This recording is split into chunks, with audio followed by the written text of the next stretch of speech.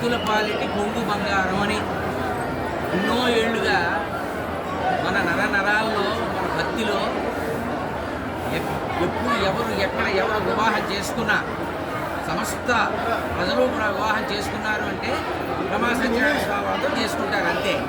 అంటే మన జీవితంలో ఎంత గొప్పగా ముడిపడిపోయిందో స్వామివారి అనుగ్రహం, అది అంత గొప్ప పుణ్యక్షేత్రం ఇది.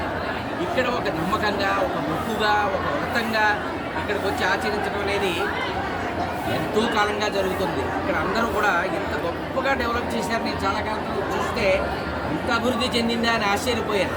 అదేవిధంగా ఇంతమంది జనాన్ని ఇక్కడ ఉండేటువంటి స్టాఫ్ ఎంత డెడికేటెడ్గా వర్క్ చేస్తున్నారంటే ఇది చాలా కష్టం. అదేవిధంగా ఒక్కొక్కళ్ళు ముడుపులు అంటారు, మొక్కులు అంటారు, వ్రతాలు అంటారు, దర్శనాలు అంటారు, ఇన్ని రకాలుగా వస్తారు.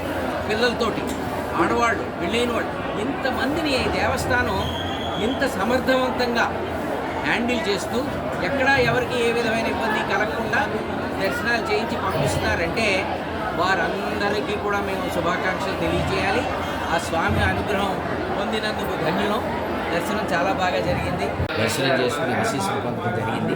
నేను మొట్టమొదటగా శ్రీనాథ కవి సార్వభౌముడు అనేటువంటి ఎన్టీ రామారావు గారి సినిమాతో తొలి సినిమా, మిస్టర్ బెల్లం అనే సినిమా అయింది. అది నా ఫస్ట్ సినిమా.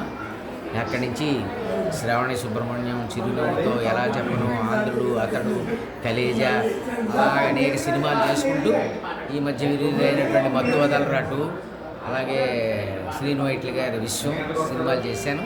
రామ్ చరణ్ గారి సినిమా రిలీజ్ అవుతోంది, గేమ్ చేంజరు. ఇప్పటిదాకా 300-400 సినిమాల దాకా చేశాను. కన్నడలో కూడా ఒకటి చేశాను. అలాగే యాడ్ ఫిలిమ్స్ చేశాను. ముంబైలో 2 యాడ్ ఫిలిమ్స్ చేశాం. ఒక 5 సినిమాలు ఏవో, చిన్న సినిమాలు ఏవో జరుగుతున్నాయి.